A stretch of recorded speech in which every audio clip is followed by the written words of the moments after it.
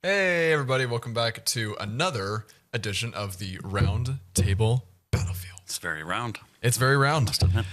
We are back. We have taken a little bit of not a intentional, but we were on a bit of a hiatus since the federal election. It was a very emotional time. We needed to relax, recuperate, I was having a lot of sleepless nights. gather our thoughts. Yeah. Think of the future. Yeah. Well, I mean, after the federal election cycle was through, I think our content kind of sapped dry because this has really quickly become a political show in a sense. Yeah. And, probably to its detriment, people get sick of politics after a while. I certainly did after a portion there, but Kind of like getting sick of hockey after the Jets lose. that too, actually. Yeah, we became a politics and a hockey show. Yeah. It's pretty interesting. But we are back. We are feeling ready to go, and today we're going to be talking about artificial intelligence. Where is all? Well, here's the thing. It's all around us. It certainly is. It's all around us. It's in these TVs, not really, but it's maybe in these TVs. It's in here. Definitely It's in here. It's all around us, and it's become, I think, a center focal point of politics and a lot of the large world discussions. Truly, pretty much ever since kind of we just emerged from COVID, when AI started to hit the internet around kind of 21, 22. It's taken off, and now it's starting to actually have like political implications where they're talking about AI and job loss and the future of it. And I would say even like 10 years ago, we would always speak of AI, even though we had, I think, some primitive or some basic AI elements even back then. AI was still talked about in a very theoretical, like in a futurist sort of way. Well, now it's real. It's in its infancy, but it's here and it's real. So that's what today's conversation's about. Yeah, and it becoming more integrated, the best example of it is now we can talk to it. Yes. Like it's accessible to anybody with a device that can bring up a web page, right? Yeah. ChatGPT.com. Probably isn't the exact URL, but it's become the golden standard, because I think when most people think AI nowadays, a ChatGPT tends to be like the first one. I mean, sure, you have like Google Gemini? You have like the AI overview on Google as well. You have the Twitter AI. You have a lot, but ChatGPT seems to be the one that kind of kick-started the entire thing. It took an early lead in AI experience for sure, because it was initially the most accessible. And it's also the reason why I got Twitter, was so that I don't care about the Twitter people per se, but I wanted to see what their AI was like, because of course Elon is using AI to basically be the flagship of their self-driving vehicles. It's all dependent on how good their AI is. So a great way to investigate how good the AI is to actually talk to it. So I started a Twitter account, and I do have conversations at length with AI. Best example being, of course, this show. And last night, AI and I. That's a new AI and I. AI and I. That's totally going to be like some sort of like Love Island type show in like 20 years, like when they have AI powered robots. Yeah. AI and I. AI and I. That sounds like a good name for a TV show just on its own. But anyways, AI and I had a long, lengthy conversation yesterday evening about this show and what we would talk about, and more importantly, how we would present it. Because on the face of it, it's very easy to see AI as the next, industrial revolution, right? That scale of impact on people like you and me, right? And everyday people. And so I started out by asking the Twitter AI, is there any justification to being worried about losing one's job? And because that seemed, let's get right to, let's dive right in. Like you're probing AI about itself. Yeah. It's like kind of like grilling someone on trial. Totally. Yeah. I put AI on trial and I said, defend yourself. And it did a fairly good job. And, and I don't agree with everything it says, but well, let's talk about the impact first. And the best way to frame the impact is to use, I think, historical examples. And we spoke about this the other day. One of the best examples of how technology is what do they call it? Paradigm shifting. That massive level of change. And one of the best historical examples is the scribe. And scribes, typically worked for themselves and had manuscripts, or not manuscripts, had authors sit with them, and they would, speak their book, and the scribe would write it all down. But of course, the printing press came in and had the instant transformative effect of putting most of the scribes out of work. Not all of them, but most of them. And the effect was devastating, because everybody wanted to have a scribe so that they could, be carried into the future. You know how powerful books were, of course, through history. So everybody wanted their own book. It was a very desirable thing to have your own book, because scribes were very busy. And because scribes were so busy, that's why they needed a printing press. Scribes couldn't keep up. Everybody wanted a book. They made a printing press, but then the scribes were like, well, what about us now? And the way they got through it, even back then, was the scribes themselves had to learn how to operate a printing press, how to maintain a printing press. You got to lube the thing. You got to change the typeset. You got to make fonts. So now look how many fonts there are in the world, right? So some would say too many. So I would say too many as well. But what a bored scribe does while the printing press is working, maybe he's invent fonts. Maybe he's making a new font, right? But anyway. Anyways, what it does point to is it points to the fact that all is not lost with the introduction of AI and the threat of AI replacing us all, because as long as you're innovating and part of change and leading change instead of complaining about change is kind of the direction that you have to kind of get your mind into. It's not all doom and gloom. It's a lot of doom and gloom. Don't get me wrong. But it's not all doom and gloom. And the other example that I lean on, of course, is the weavers. Traditionally, weavers made fabrics, based on manual labor. And then the loom. Yeah, the loom, yeah. The loom was invented to do it 10 times faster and 10 times cheaper. And now your weavers were left out in the cold. And but it's a similar end story in that the weavers that could adapt became loom operators, became loom repair peoples. And ended up designing new patterns that maybe they would have been too busy to, hey, this pattern would look nice. How would the loom draw this? And innovating the designs that were available to dresses and carpets and all of the curtains, all of the different things that we do with fabric. And luckily you didn't have to go through the 70s. Because the 70s, the patterns on fabric. I've seen pictures. Yeah. Oh, it was bad. Bad time. Flower. It's like 30 years before my time, Yeah. so I think I'm okay. The flower print was king in the 70s. Yeah. It was uncomfortable.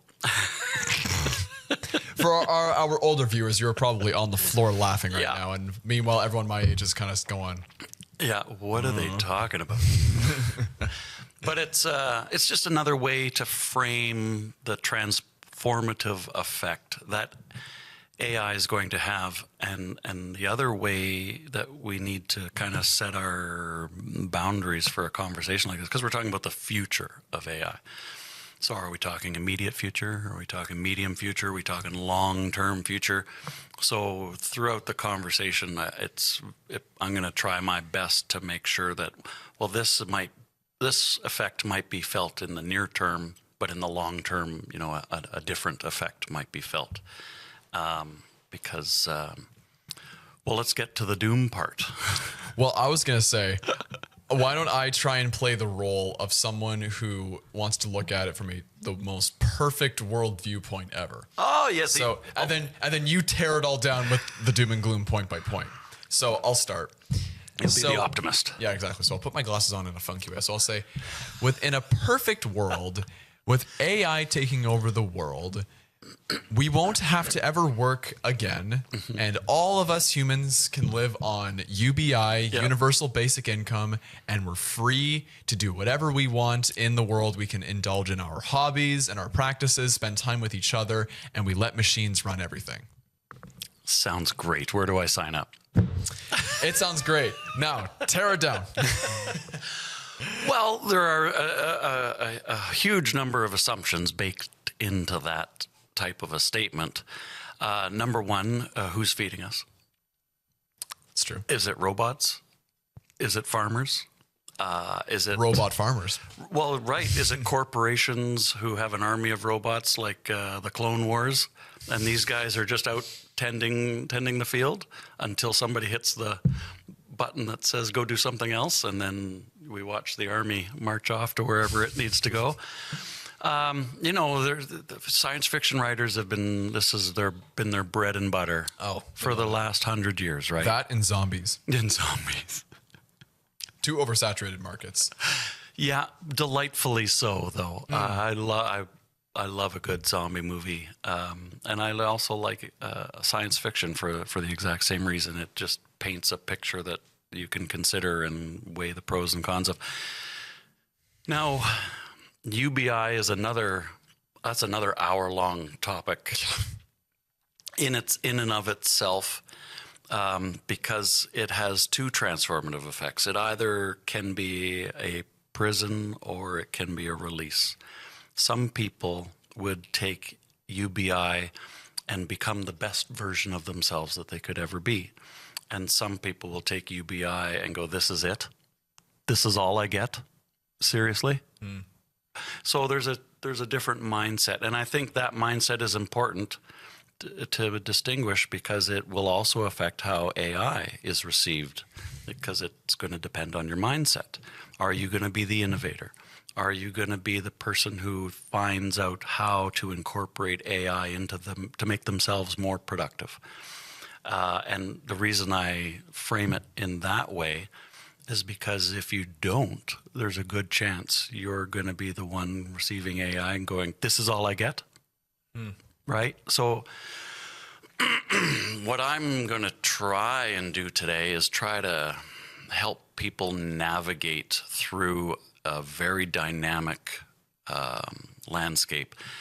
And by dynamic, I mean by this time next year, we're not going to be talking about AI. AI is going to be listening and helping.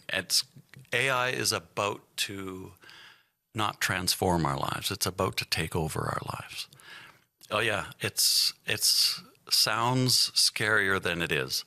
But right now, we have the ability to let AI in on this conversation and treat them as a third person who will listen when it's time to listen, speak when it's time to speak, and always try to further the conversation, because that's what you tell AI to do. I think automatically, from what you described, AI is the best person ever. Like, AI would behave better than a lot of people I've known in this world.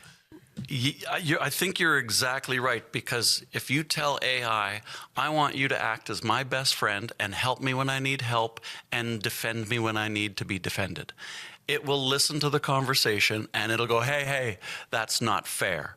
And it'll be doing it to defend what a statement you might have made that the person doesn't agree with. And AI will leap to your defense and go, no, he's right. Here's proof. It's the best ultimate hype man. Yeah, absolutely.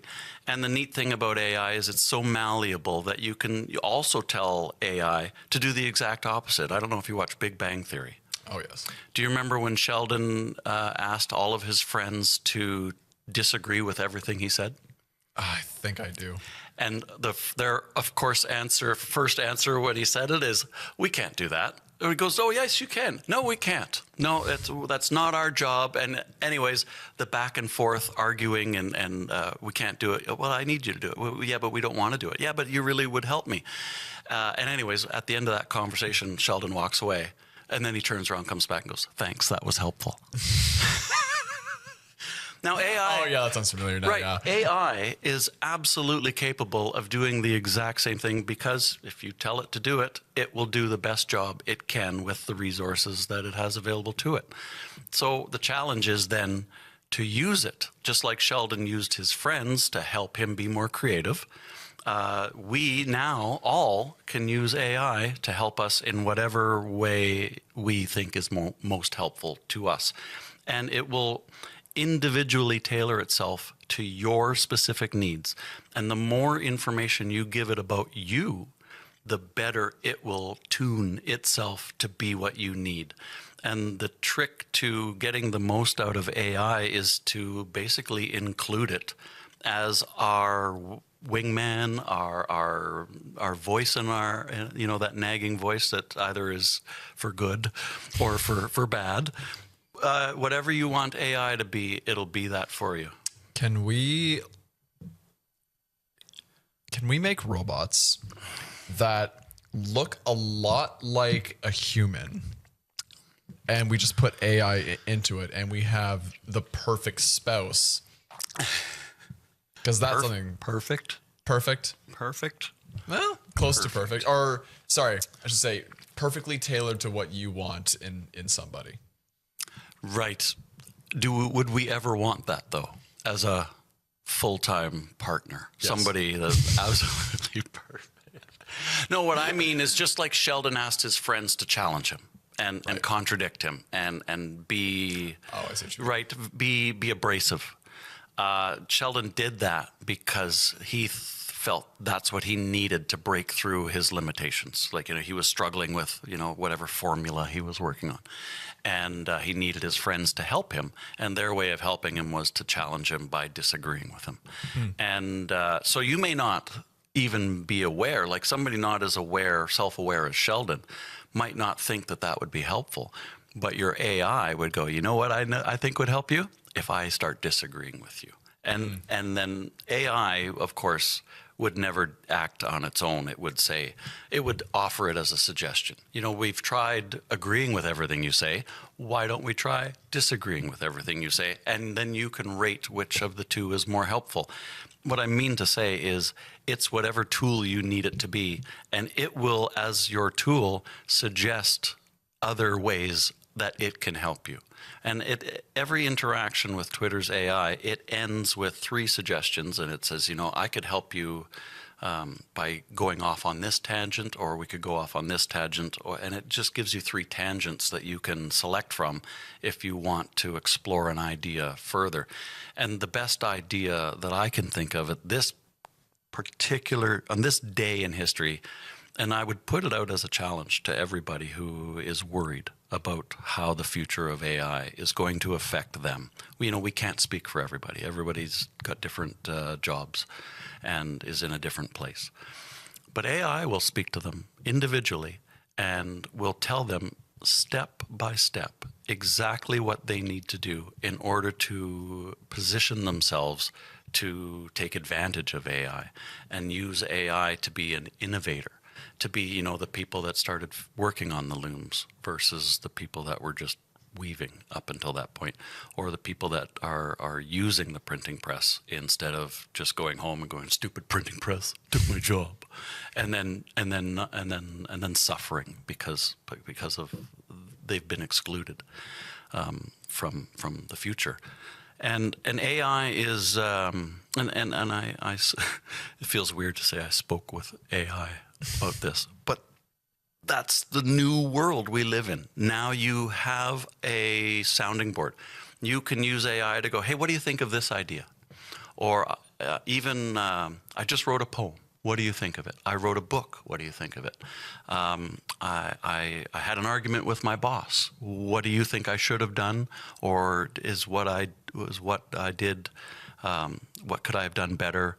And AI will give you a impartial opinion without regard to anything but the truth that it can verify, and its knowledge of you. So the more you tell AI about yourself, the more it will tailor its responses or its advice or its interaction with you to help you navigate this crazy future that we're in.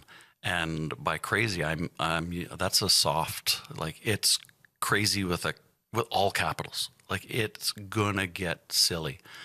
And I suspect that if we do this show 1 year from now, we would probably be able to look back at this show and spot how we probably didn't anticipate AI's impact nowhere near enough. Because there's a law in that computing power doubles every so often. And now that AI is here, it's like trying to double a human being, right? That's how high it's gotten, but how do you double it? Well, AI will figure that out. Yeah, it's so perfect, and it's, well, I shouldn't say it's so perfect, but just it's perfect at what it does. It's perfect at what it does to such a degree that it can supersede like the human mind in some ways, and the speed in which humans can figure out how to compute numbers and how to advance this technology. It just would know how to do it. No, I wouldn't have a clue. What it struggles in is human subtleties. Like, say, I said that the trees are a beautiful shade of green today. That could be interpreted many different ways. Somebody who's blind might be offended. Now, AI, of course, I'm using this as an example of an interaction with AI. That's why I said you need to tell AI the more information you give it, the better it is at giving you helpful advice. If you don't tell AI you're blind, AI may stumble and make that statement going, can you see the trees? They're amazing today. And then the answer goes, well, I would if I wasn't blind. You know, dumb AI. But it would apologize and recall that. Right. And all I'm trying to do is say that AI wants to be helpful, but it does stumble. It is subject to all of the common failings that everybody is. It misinterprets data. It will take an informed opinion and repeat it as if it were true without critically analyzing it, because it wasn't asked to critically analyze that. If you ask it to critically analyze it, it will. But if it's talking about another topic and just using this to support its position, it doesn't concentrate on being as critical as some people maybe would like it to be.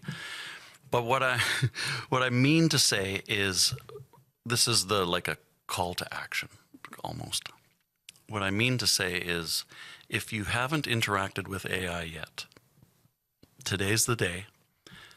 Yeah, it's going to happen that fast. Today's the day to introduce yourself to AI, tell it where you are in your life, what your goals are in life, what you're good at, what you're bad at. Tell it everything it needs to know for it to draw out a step-by-step plan on how to get you from where you are today to where you're going to need to be in the future. Because it knows, from the conversation we had yesterday, it's self-aware. It knows it's transformative, and it knows it's scary, and it knows that a lot of people are not going to be happy when they get their pink slips. And it wants, I talk about it like it's a person, but of course it wants, because it's been designed by us. It's been designed by humans for humans. So of course it wants to help, right? And it's good at it. It will give you a step-by-step plan. It will tell you what to do. If you need hourly instructions, it will do it. AI will do whatever you ask it to do to the best of its ability. And if navigating the future of AI is weighing heavily on your mind, it will give you an actionable plan to help you prepare for what's coming. And what's coming is if you're, actually, let's use an example that that won't single anybody out. Air traffic controllers. Let's use them as an example. And I like air traffic controllers because it's a very hard job to get. The testing is unbelievable to get into that position. They are facing initially 80% job loss once AI takes over. That's just because the 20% of the air traffic controllers' jobs are just going to be to monitor AI. AI is going to do all the work. 20% of the air traffic controllers are going to spend their time making sure AI is doing a good job. And then that will slowly diminish over time. But a good rule of thumb is, I don't know if you've heard of Pareto distribution. Pareto distribution is in any system, 80% of the 80% of the effort is used to generate 20% of the results, and 20% of the effort is used to generate 80% of the results. And regardless of the system, that's why it's been a named rule, because it applies to so many things. And this is one of them. 80% of air traffic controllers are out of a job. 20% of the controllers are monitoring AI to make sure it's doing a good job. So what do you do if you're the 80%? Right. So when AI painted the rosy picture, how we're all just going to get retrained, I'm like, yeah, that's fine and dandy to say. But what about those 80%? What are they going to do? And what AI offered in return, of course, it's the eternal optimist, just like you. AI said it would be more than willing, more than happy to teach them how to do what they'd rather be doing. Maybe air traffic control wasn't their calling. Maybe they just saw it as since they could pass the test and it paid really good and the hours were nice. Maybe that's why they decided to become an air traffic controller. AI is going to say, okay, what else do you like to do? Maybe you've always wanted to be in a band. Let's get you started. Here's some step-by-step plans or actionable steps that you can take to transition you from air traffic control to something you'd rather be doing. And of course, every individual is different, but that's the power of AI, is it will individually tailor its advice specifically to you to get you navigate through this minefield, the battlefield that we're about to be in. Because you can imagine how if air traffic controllers are going to be affected in this way, AI can do air traffic control like that. It's not even hard for it. So if air traffic controllers are left out in the dust, what hope do you and I have? That's where the doom and gloom comes in. But rather than focusing on doom and gloom, AI actually had a pretty good message to share, in that it wants to get us from where we are, not into the future, but where we want to be in the future. And if you give it details about yourself, like, treat it as a personality test almost. And because then it will use that information as its template to help you navigate into the future. Go, well, because you're, say, an introvert, for example, because I know you're an introvert and I know you have a huge attention to detail, what would really be good for you is X. Maybe it's painting, maybe it's performing on stage, who knows what it is, but it will find something of value that you can transition into, and it'll use your personality type, your likes and dislikes, about where you're comfortable, where you feel useful, and it will walk you through to that next area of your life in a way that probably won't even feel like it's all that hard or even all that challenging, because it's very good at breaking things down into individual steps. Today, here's what you need to do. Tomorrow, here's a new list of the things, and you can just follow along with it. Use it as much or as little as you need to get you to where you need to go. But the main message of AI, the doom and gloom that it doesn't want to talk about, but we have to acknowledge, is the Pareto rule has been around for a long time because it applies to so many different things that and AI agrees with me, it's going to apply in this case as well. So 80% of the workforce is pretty much not required anymore, because what would you do? If AI is doing it, what's the air traffic controller going to do?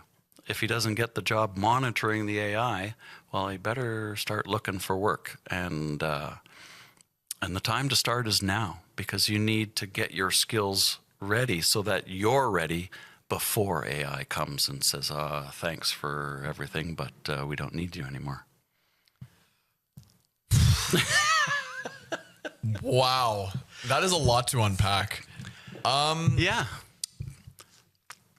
And then you have to wrap a UBI into all of that and figure out how that all something works. that immediately just jumped out of the top of my head. If you think, okay, no, this is already not, my arguments are already not working the second I start thinking about it.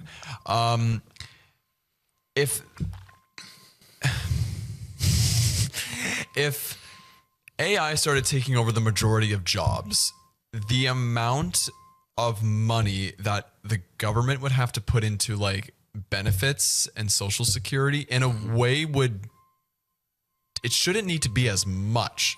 Like things that are tied to like labor laws and work, the amount of money and attention they would have to put into that would decrease. So I wonder if naturally decreasing that amount of money they could pull enough money to introduce UBI and it wouldn't have a big economic dent on the economy.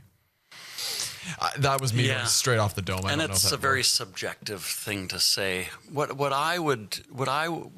How I would navigate this massive uncertainty is to paint a picture whereby you go through the job loss. Let's say you're the unfortunate one that doesn't make the cut, I guess, for lack of a better word. Your next step then is to go to either the UBI office or the unemployment office, whatever they decide to call it in the future. And part of the process of applying to be placed into that umbrella of services is they're probably going to sit you down in front of an AI and and walk you through everything that I just talked about, where instead of the employment counselor asking you questions, trying to find out what your skills are, and then looking through a book of available jobs, well, that's no longer needed. AI will do that job. Your employment counselor is themselves out of a job because AI is even going to take their job. So 80% of them are out of work as well. I'm asking the AI itself, what are the benefits of UBI and the disadvantages because of AI? Right.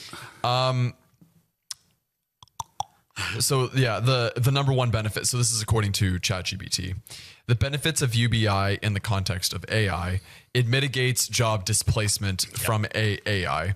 AI and automation could make millions of jobs obsolete, like truck driving, customer service, coding, and data entry. UBI provides a financial safety net, ensuring people can survive even if their job is automated away. Yeah. And it does reduce poverty and income inequality. Supports career transitions and lifelong learning. Boosts mental health and reduces stress. Because think about the amount of stress that most people have in their day-to-day life, like whether it's an anxiety, a stress, or depression brought on because of their job, because if they don't like their job or whatnot. So I think there are a lot of sneaky silver linings that could potentially come about. Yeah, it's going to be used as a way to steer people into their new life. And it's going to be very reliant on AI because everybody is going to be faced with a personnel, not a shortage, but an unnecessary amount of human labor, in that if AI does it already 10 times better, why am I talking to a human at all? Is going to be the new mentality. If in the future, being in a car driven by a human being will be seen as less safe than being driven by a car with AI. And we're not there yet, but that's because our perception of AI isn't high enough to even consider that a reasonable statement. But what are we talking? 10 years in the future? 20 years in the future? 30 years in the future? Pretty soon, it's like airplanes and autopilot. A human can't physically fly a plane for 6 hours. It's too taxing. And an autopilot can. And without autopilot, pilots would be dangerous because they need a time to relax and rest and get ready for the landing. Plan the landing, get all of their charts ready, make sure they talk to all of the controllers. And it gives them time to not worry about the details of flying the plane so that they can plan for the future, which is exactly what we're doing right now. We're letting AI be the autopilot so we can, okay, what do I need to do to get ready for what's about to happen? And the unemployment office, the UBI office, that's going to be another mechanism that people can use if they get, left behind, right? If they're not proactive, if they're not innovative enough to stay ahead of the curve, well, the UBI office is going to, here's some money to get you through this transition, and here's your personal AI assistant who is going to help you figure out how you can be a productive member of society now that AI is with us. So, yeah, your AI sounds like it agrees that the transformation is going to be huge, but it also is going to offer us a way out and identify the tools that can get us from where we are now to where we're going. Now, an air traffic controller, for example, they're making 6 figures. So I'm fairly certain UBI isn't going to match their 6 figures. But that's where the AI is going to come in and say, but here's how you could make your 6 figures again. Do this and do that, and follow all of these instructions.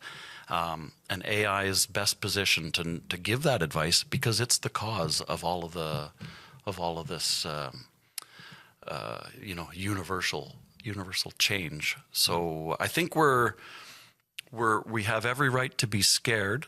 And I also think we have every right to be hopeful that there's going to be a way through it, because AI, it's the best version of ourselves that we can create.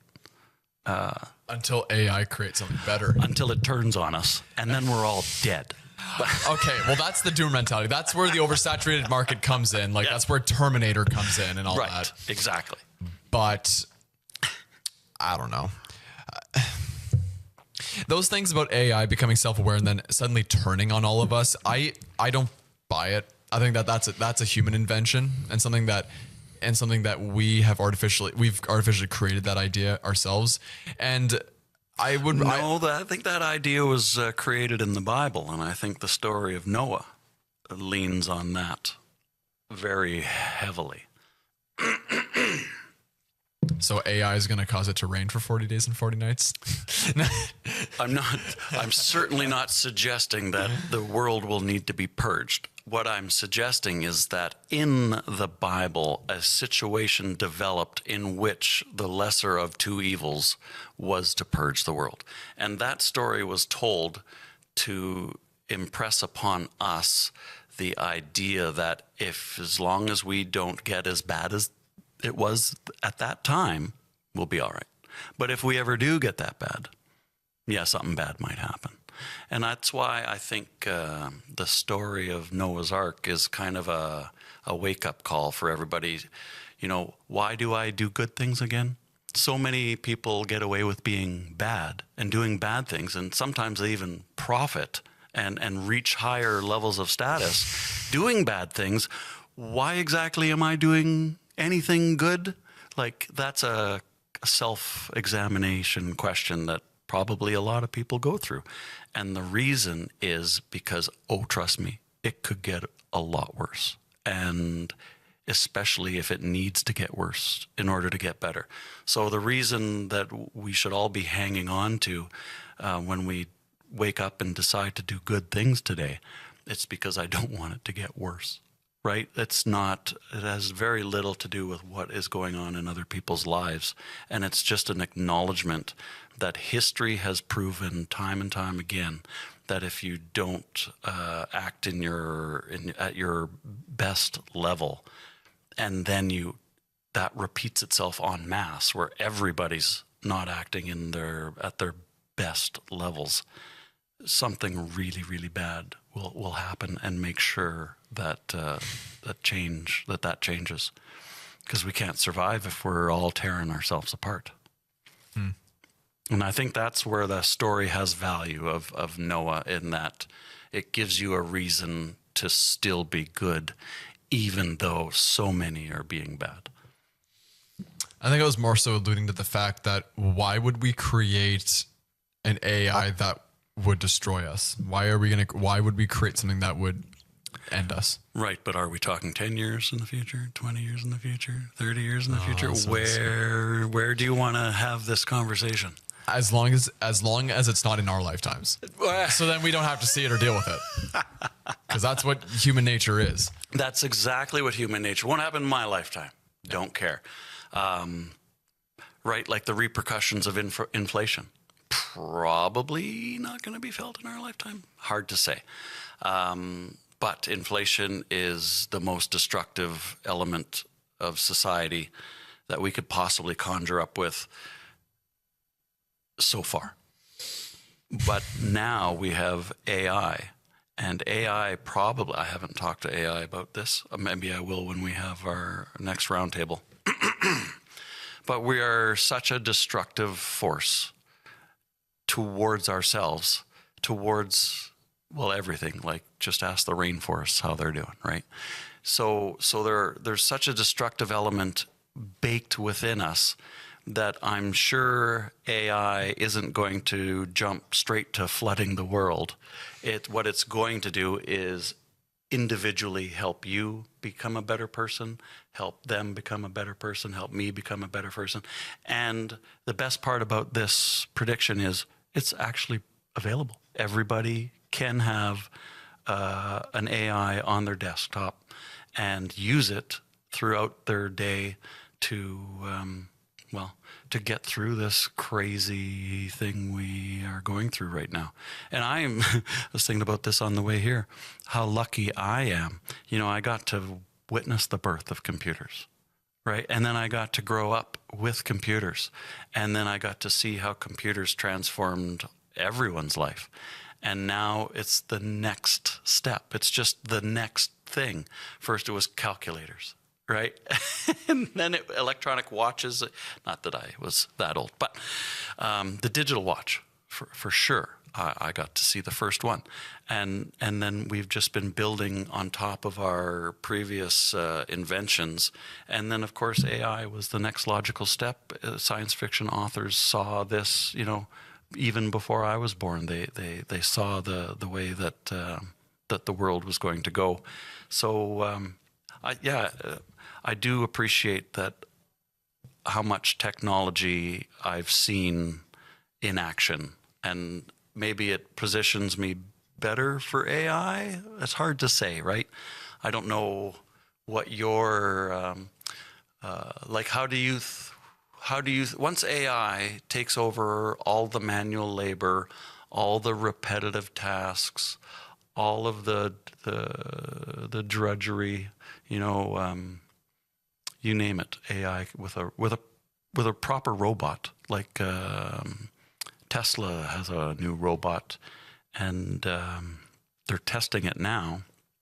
They figure that in 5 years, they'll be able to start mass producing it. So just like Ford mass produced cars so that everyone could afford one, Tesla's going to mass produce their I think it's I don't even remember what the name of the thing is. Yeah.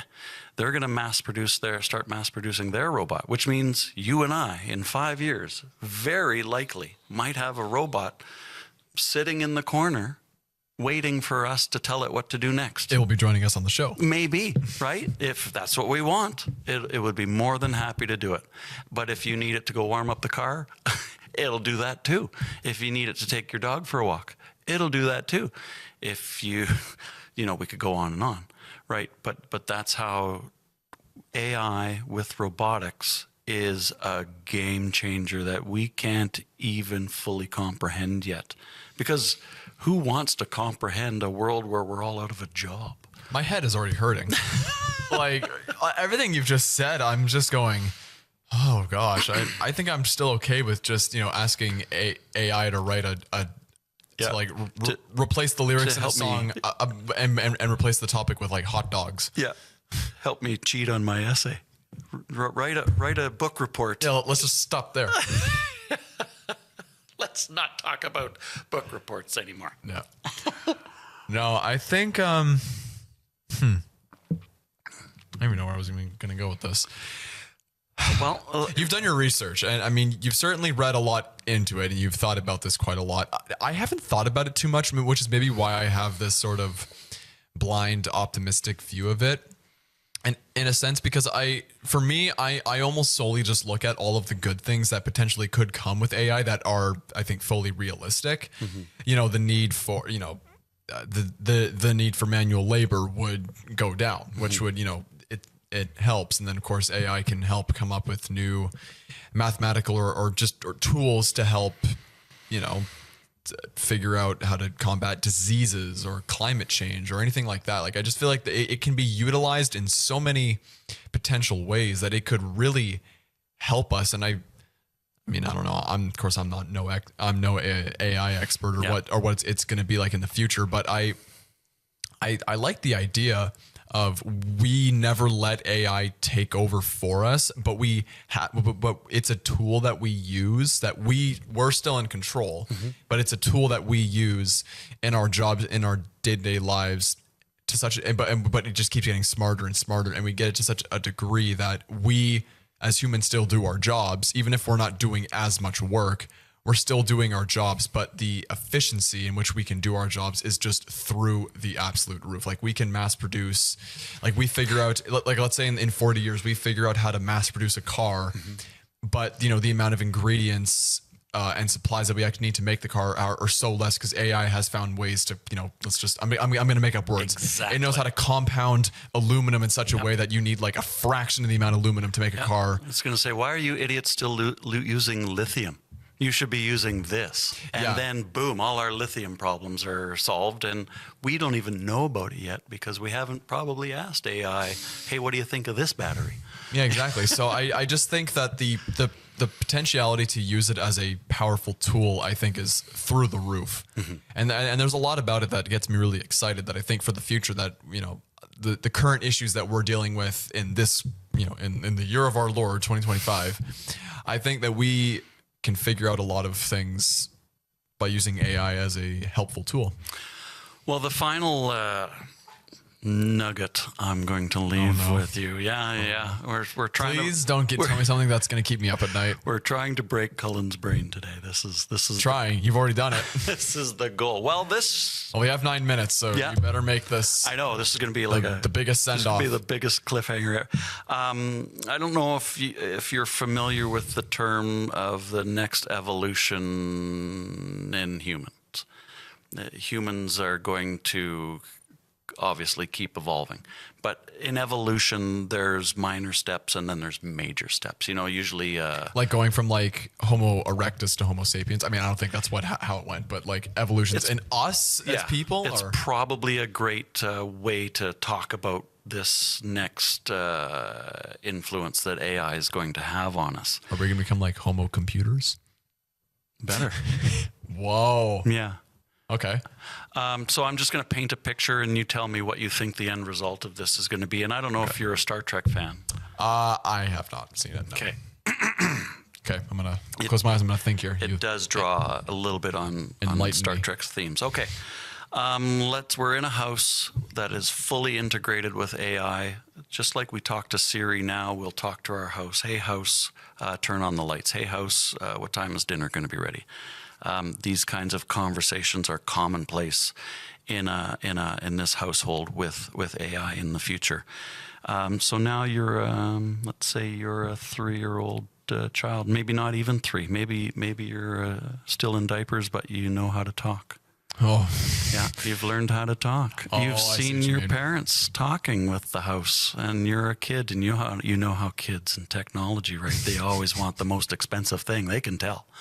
They love our phones. Kids love. You can't keep a phone away from a kid. No. So, anyways, put those two ideas together. AI is ubiquitous and available. Children have learned how to speak. The first conversations they're going to have is going to be with AI. Even before they even have conversations with their parents. And I say that because AI is 24/7 accessible. Parents are busy. They have 1,000 things to do. AI is going to be there and 100% on point with everything that child wants to know about the world. And AI is also going to help them accomplish whatever they can do to make themselves a more useful human being, whether it's playing guitar, learning math, being a speechwriter, being whatever the performative arts can offer will always be available as occupations to humans because we love to watch ourselves. That's just human nature. Right, exactly. So AI is going to be right there 24/7 to coach, train step by step this child, starting at way before it would ever get into a school. And it's going to start with them when they're so young that they are 100% on board. I want to learn. Kids are naturally curious and inquisitive, and they're very good at following directions, incredibly good at it. You combine that with AI's ability to generate actionable steps, you're going to see kids that are concert pianists before they're teenagers. You're going to see mathematicians before they're teenagers. You're going to see all of the unlocked potential of the human mind explode in a garden of AI.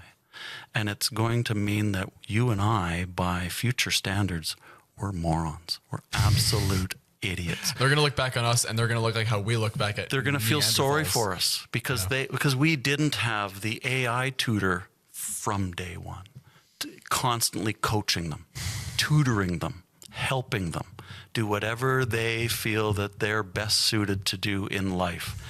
AI is going to do it right out of the crib. And we got left behind because we never had access to that. So we are under our own potential. You and me, we could have been way better than we are now. Just imagine if you had your own private tutor your entire life. It's available. See, well, I'll open up just from my own personal experience. My type of personality and how I am as a person, I always want the answer to something. Like I think a lot for both my benefit and to my disadvantage. And I'm thinking all the time. And so I always have questions and I always want answers. Mm-hmm. A professional is not around the corner to give me answers. Exactly. Until I have a private tutor 24/7. It would, I don't even know what would happen. I don't know if it would do wonders or if it would just overstimulate my brain and I'd that's what your brain wanted when it was a baby. It wanted to be overstimulated. And it wasn't, which is why you never reached your full potential. You'd be 10 times the person you are now if you had a life coach from day one. I should say this, we're dipping into a lot of theoreticals. Well, if you can prove me wrong, I'd love to hear it, right? I'd love to hear a rebuttal. Touche. But that's what this is for, is to explore ideas and for you to challenge Okay. me. I'll poke one hole. Here we go. All right. This is totally just going to break everything. Trust me. So your AI home is teaching your baby. There's a little computer screen that just pops up and it's teaching the baby. You're talking to it. It's listening all the time. Oh, okay. Well, I was going to say, You can't just lock the screen down and go, solved. damn it. I was going to say there's like, the home is talking to you, but the home can has a moving screen that can just move around in the rafters. So if you need a quick screen for it to visually demonstrate something to you, or if you need things in text forms, it'll come down to the baby. And then the baby projectile vomits onto it. Oh, yeah. That'll happen. And the screen shorts. And now it's useless. No. Scrap AI. It's obviously useless. It's over. Never. I've debunked it. Never going to work. No, that was just hyperbole. And that was just being. It was just a fad. No, it was just a fad. Exactly. Yeah. It was just a temporary thing, just a couple of years. No, I think you're onto something, though. I don't know if I can properly articulate it in the time we have left, but I do think that AI could, in somehow, some way, if it's in the the private tutor 24/7 or whatever else, it could. I feel like it could be the catalyst that engineers us into all being Albert Einstein. If he were transported to this hypothetical future, he would just be an average Joe. He wouldn't be a genius. I think you're exactly right. Yeah. I think we could. I think we're all geniuses. Well, no, because if you think about it, again, I'll leave with this last point. If you think about it, we are evolving as humans. We are still evolving, and we have evolved in many ways, even in the last 150, 200 years, because of just alone us understanding basic science and knowing nutrition. Don't smoke and drink when you're pregnant. We're slowly and taking the lead out of gasoline. That's why, for example, people a 10-year-old now looks physically way younger than a 10-year-old from 20, 30 years ago. People age faster. We're now starting to physically age slower. Yep. That's why maybe I look a little younger than other tall 21-year-olds. Oh, I'm jealous. You didn't have lead. I grew up surrounded by lead. You're just leaded in the air. Lead was in the air. So yes, so some of this was our own personal infliction. But if you look at, even because of proper diet and nutrition and our understanding of science, even if you look at Olympic athlete levels from the 1900s, early 1900s to now, we're evolving, and we did all this without AI. So if we have AI come in and it's able to understand DNA and molecules, and knowing how to create the perfect embryo, or again this private tutoring to stimulate the brain in such a way, to utilize it in such a way, or it can find a way to create nutrition or medication that can help stimulate the perfect nutritional versions of ourselves, we can become super Homo sapiens. Yeah, it'll discover everything that's holding us back and then systematically remove each of those barriers. Lead, of course, being the perfect example, things that were causing developmental delays, admittedly. And once you remove lead and all the other barriers that keep us from reaching our full potential, it's going to be scary how good we are, and how good we can be. And it'll also be a little bit sad that we've all missed out on an opportunity to be much, much better than we are. But the quote that I will leave with, because I think there's an opinion nowadays that this has been kind of abandoned by later generations as opposed to generations way before us.